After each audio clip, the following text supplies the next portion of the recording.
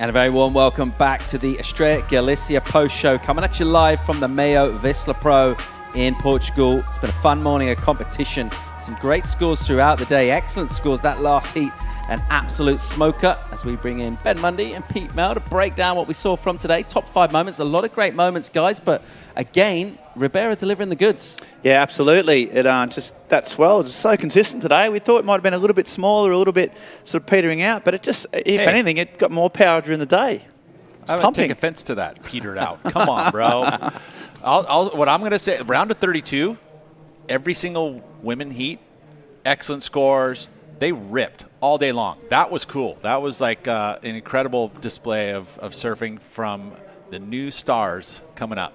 And just coming on to wrap up the day around about lunchtime today, that's a reflection of our tide. We do have a slightly smaller swell in the water. We've got bigger tides as well, 3 meters on that swing, and it's just filled in on the reef. But even our last heat of the day, it's great to see those excellent numbers coming in. 2 surfers advancing with like 16 points. That's massive. It is massive. And that's, I mean, that's the highlight for me, is the round of 32 is on fire. Let's bring in the top 5 moments of the day. We've seen some big highlights, some great action, and we picked out the 5 of the best. And the first of those 5, we will see Josh Burke from Barbados, who tore this place apart early doors. Yeah, it was early doors. You can see that lovely morning light. And Josh Burke had a great first heat, and then this wave. This was small. This was an 8.73. He spun the tail out. He got progressive. He actually backed it up with another amazing wave as well. So Josh Burke from Barbados, we're talking about soup bowls. I mean, it's not exactly soup bowls out here, but it's a right-hand point. He loves a bit of reef. He loves a bit of rock. And he just looks on point, Josh. I was really happy. And then this was just really technical surfing. This first 2 roundhouse cutbacks set him up, and he knew he was on point, and he mixed a variety. And those carving turns are really highly technical and just great to watch. So Josh Burke, and when this started happening early, we were like, okay, we're on here. We've got a good day of waves. And Josh Burke set the tone, I thought, for the rest of the day. Yeah, over here travelling with his mum and dad and his girlfriend too. Looks very comfortable. There's the Bayesian support crew, Chelsea Twat as well, cheering him on. And an epic way to kick things off.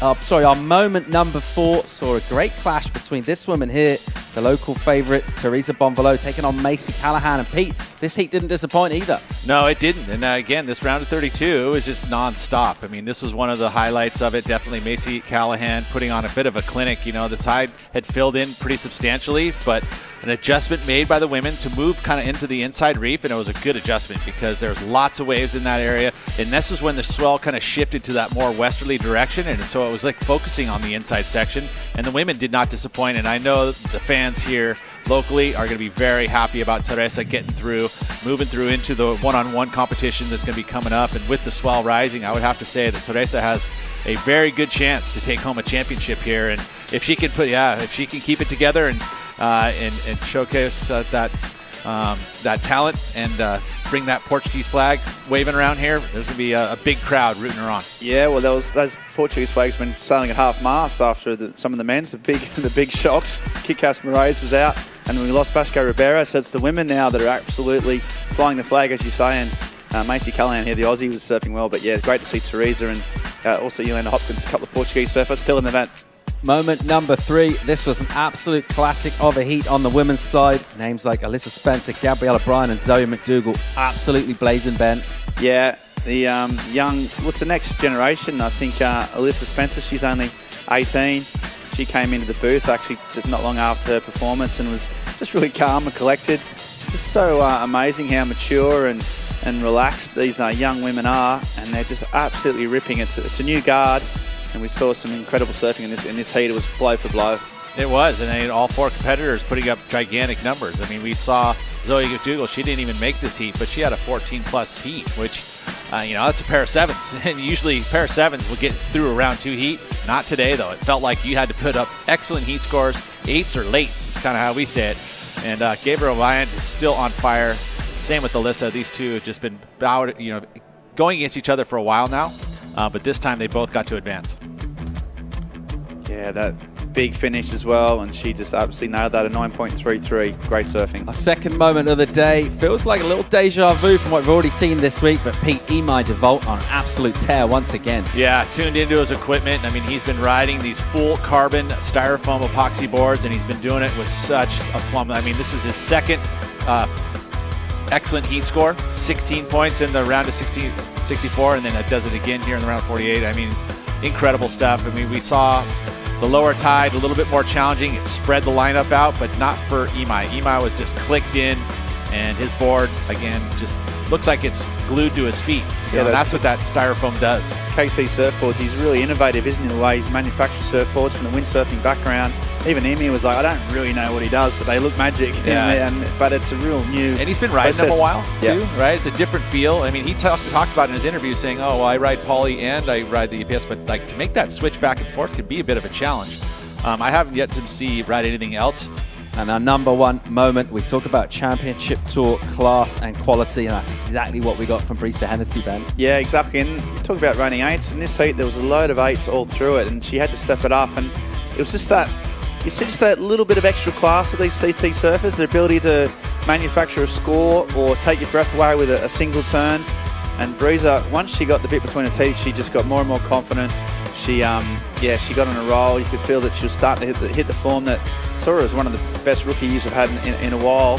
So yeah, it was great to see Breeza sort of just unshackle really and show just how good a surfer she is. So a super strong performance from Ericeira Hennessy. We talk about that fog that we saw yesterday. There's a lot more moisture and humidity in the air. We've seen a lot of spray flying in these top 5 moments, right? Yeah, that's so true. And I can't reiterate how fun it was to watch that round of 32 for the women. Which brings us to think about EDP Ride of the Day. And it goes down to Josh Burke for the men's side. Absolutely smashed this one out of the park early on. What a performance. Yeah, I watched it live. I watched about 4 replays, and I've watched it a couple of times in the post-heat show, and I can't get enough of it. It was just seamless surfing. And Josh Burke, he's been around a while. You know, he's been sort of just hovering around those qualifying series rankings and always been a smooth contender. Maybe a little bit even hampered by the fact that he was in such a place with amazing waves, but here today, he just found his groove, and with the Challenger Series now offering a direct route to that golden ticket, that CT qualification, it's good to see him like really starting to step it up. And on the basis of that wave alone, he's got what it takes to go all the way. Josh Burke tearing it apart. Let's think about the women's side, and it could only really be one woman, Alyssa Spencer, Pete. She was on fire, 9.33, yeah, massive. Just on the backhand, she was able to connect this wave. That was that inside section that has been paying off dividends for the women throughout this entire round, and she didn't disappoint. Matter of fact, she was in second position at this point. Gabrielle Bryant looks like she's running away with it, but not after that wave. She ends up getting the 9.33 and a little soul arch claim. Loved it. Loved every minute of it. All right, thanks, guys. Well, that's going to wrap things up for our Estrella Galicia post-show. A great morning and early afternoon of competition. We're going to package together some highlights and send you out with them. In the meantime, 7:35 call tomorrow morning to see our running order for the day. We're looking like we got waves coming. We're confident about that. WorldSurfLeague.com. We'll look forward to seeing you tomorrow morning.